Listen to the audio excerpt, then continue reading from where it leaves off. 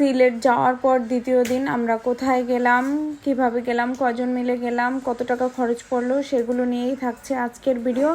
আশা করি সবাই ধৈর্য সহকারে দেখবেন। হ্যালো এভরিওয়ান, আসসালামু আলাইকুম। সবাই ভালো আছেন আশা করি, আমিও আলহামদুলিল্লাহ ভালো আছি। তো সিলেট যাওয়ার পর দ্বিতীয় দিন আমরা সিদ্ধান্ত নিলাম যাব রাতারগুল এবং জাফলং। তো এখানেই আমরা যেই হোটেলে ছিলাম ওই হোটেলেরই একটা ভাইয়া আমাদের সাথে যোগাযোগ করে। তো যোগাযোগ করে ওনাদের সাথে কথা বলে দেখলাম যে ওনারাও রাতারগুল যাবে ঘুরতে। তো ভাবলাম একসাথেই চলে যাই, তাহলে আমাদের খরচটা কম পড়বে। তো ভাইয়ারা ছিল 4 জন, আমরা 3 জন, মোট 7 জন, আর 2টা বাচ্চার সাথে আমাদের সাইফান আর ওনাদের ছেলে। তো 7 জন মিলে একটা আমরা মাইক্রো ভাড়া করে নেই। মাইক্রো ভাড়া পরে মোট সারাদিনের জন্য 4000 টাকা। মাইক্রো দিয়ে আমরা সারাদিন ঘুরবো জাফলং এবং রাতারগুল প্লাস চা বাগান উনি আমাদের ঘুরে দেখাবে ড্রাইভার। তো আমরা সবাই রেডি হয়ে খুব সকালই নাস্তা টাস্তা করে সকাল মিনিমাম 9টার দিকে রওনা দিয়ে দিই রাতারগুল যাওয়ার উদ্দেশ্যে। আশেপাশের পরিবেশটাও দেখতে দেখতে চলে গেছিলাম। ওই দিন আবহাওয়া খুবই সুন্দর ছিল, হালকা হালকা রোদ আর ঠান্ডা বাতাস।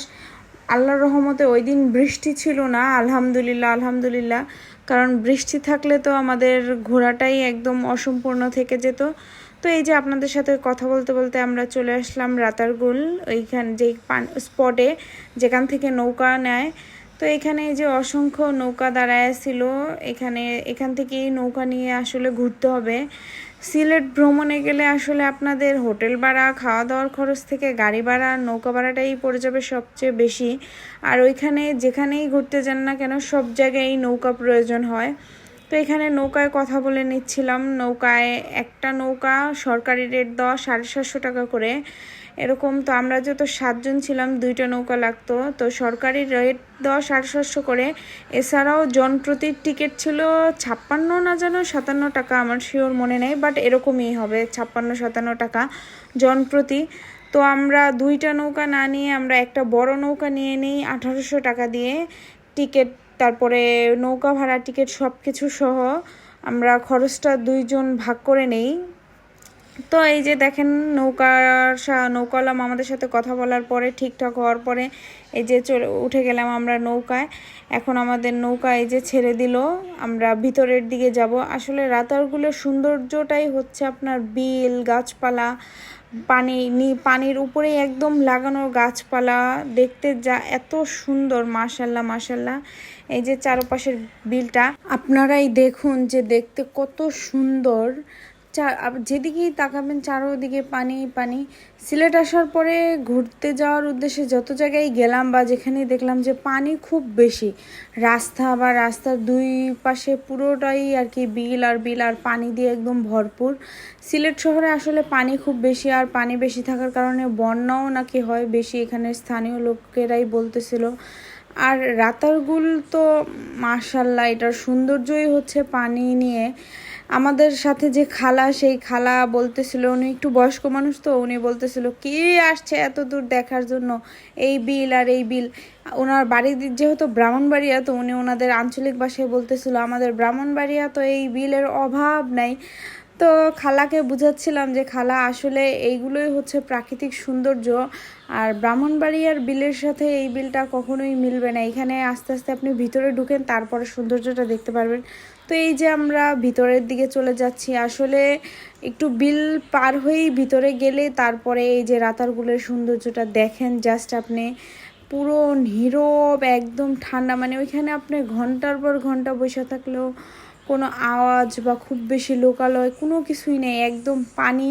আর উপরে পুরো ঘাসে ঘেরা দেওয়া, মানে নিচে পানি, উপরে তাকালে গাছপালা, আকাশটাও খুব বেশি ক্লিয়ার দেখা যাচ্ছে না। আর গাছগুলো আঁকা বাঁকা ডালপালা, যা দেখতেও খুব সুন্দর লাগে। আর এই যে সাথেই নৌকায় আমাদের সাথে ভাবি, খালা, ওনার হাজব্যান্ড, তারপর হাজব্যান্ডের ফ্রেন্ড, ওনারা থাকাতে জার্নিটা আরও বেশি ঘুরতে আরও বেশি মজা লাগছে। কারণ একা ঘুরার মজা নেই বেশি একটা, পাশে লোকজন থাকলে ঘুরতে আসলেই খুব ভালো লাগে। ভাইয়াদের সাথে আমাদের হোটেলেই দেখা, আমরা একই হোটেলে উঠি, হোটেলে ওঠার সময় রিসিপশনে একসাথে দেখা হয়, তারপর কথাবার্তা হয়। তো ওইখান থেকেই একসাথে ঘুরতে যাওয়ার পরিকল্পনা হয়।